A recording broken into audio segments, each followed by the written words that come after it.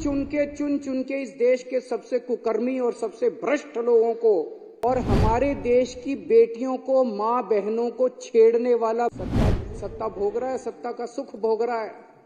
देश में 75 साल के बाद इस देश के गरीब बच्चों को अच्छी शिक्षा और अच्छे भविष्य की उम्मीद देने वाला मनीष सिसोदिया आज जेल के अंदर है, धर्म जेल के अंदर है, और हमारे देश की बेटियों को, मां बहनों को छेड़ने वाला ब्रजभूषण सिंह सत्ता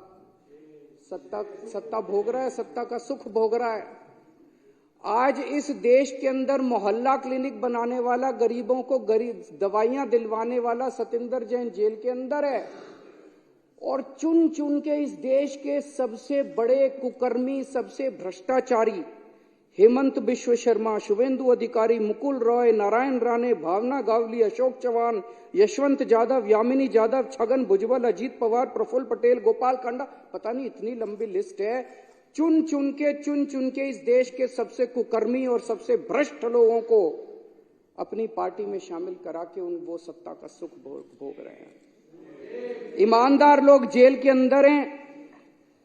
आज इतना ज्यादा अधर्म हो गया है, चारों तरफ इतना अधर्म का बोलबाला हो गया है। खुलेआम एमएलए को खरीदा जा रहा है। हमारे एमएलए को 25-25 करोड़ रुपए ऑफर किए गए।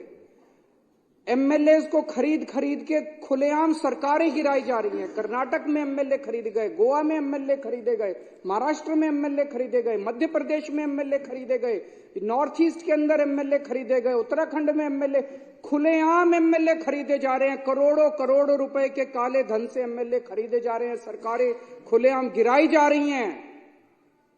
लोगों का विश्वास खत्म होता जा रहा है धर्म से। चारों तरफ इतना धर्म का बोलबाला हो गया है। और ये जो चंडीगढ़ में हुआ, चंडीगढ़ के अंदर इनके अधिकारी ने वोट में गड़बड़ करके भारी बहुमत से जीतने वाले व्यक्ति को हरा दिया और हारने वाले व्यक्ति को जिता दिया। पाकिस्तान में भी तो यही हुआ। पाकिस्तान के अंदर भी तो रावलपिंडी के उस इलेक्शन कमिश्नर की आत्मा जाग गई, जिसने आके कहा कि हमने भारी बहुमत से उन लोगों को हरा दिया जो भारी बहुमत से जीत रहे थे, और उनको जिता दिया जो हार रहे थे। तो ये तो इन लोगों ने हमारे देश को पाकिस्तान बना दिया। 75 साल के अंदर जो इस देश ने अचीव किया था, हासिल किया था, कड़ी मेहनत से इस देश के 140 करोड़ लोगों ने मेहनत करके इस देश के अंदर हासिल किया था, और एक झटके के अंदर इन लोगों ने सब कुछ खत्म कर दिया। आज चुनाव जीतने के लिए इनको जो मर्जी करना पड़े करेंगे। ईवीएम में धांधली करनी पड़े करेंगे, ईडी पीछे लगानी पड़े लगाएंगे, सरकारें गिराने के लिए जो मर्जी करना पड़े करेंगे। आज सारे विपक्ष के नेताओं को एक एक करके ये जेल में डालते जा रहे हैं। चुनाव तो लड़ने के लिए कोई बचेगा ही नहीं। आज इन्होंने अभी थोड़े दिन पहले कांग्रेस पार्टी का अकाउंट फ्रीज कर दिया। अब चारों तरफ चर्चा है अगला आम आदमी पार्टी का अकाउंट फ्रीज करने जा रहे हैं।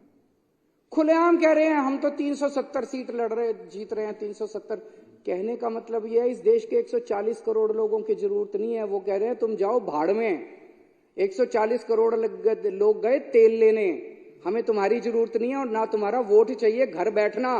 370 सीट हमारे पास मशीन है, मशीन से 370 सीटें आ रही हैं हमारी। जिस दिन इस देश के अंदर लोगों की जरूरत ना पड़े, जनतंत्र के अंदर वोटों की जरूरत ना पड़े, देश ही नहीं बचेगा। तो लोग देख रहे हैं इतने बड़े स्तर के ऊपर अधर्म हो गया, इतने बड़े स्तर के ऊपर अधर्म हो गया है। जो इस देश के अंदर विपक्ष की सरकारें काम करना चाहती हैं उनको काम नहीं करने देते। इससे बड़ा अधर्म क्या होगा कि गरीबों की दवाइयां रोक दी गई, अस्पतालों के अंदर गरीबों की दवाइयां रोक दी गई, गरीबों के टेस्ट रोक दिए गए, गरीबों को मरने के लिए सड़कों के ऊपर बेहाल छोड़ दिया गया। इससे बड़ा अधर्म क्या होगा कि मोहल्ला क्लिनिक के अंदर जहां गरीब जाके अपना इलाज कराता है वहां की बिजली रोक दी गई, वहां के डॉक्टरों की तनख्वाह रोक दी गई, वहां पे काम करने वाले नर्सों और कंपाउंडरों की तनख्वाह रोक दी गई, वहां के टेस्ट रोक दिए गए। इससे बड़ा हमारे हिंदू धर्म में कहा गया कि पानी पिलाने का धर्म होता है। इन लोगों ने तो दिल्ली का पानी भी रोक दिया, उसमें भी इन्होंने कसर नहीं छोड़ी।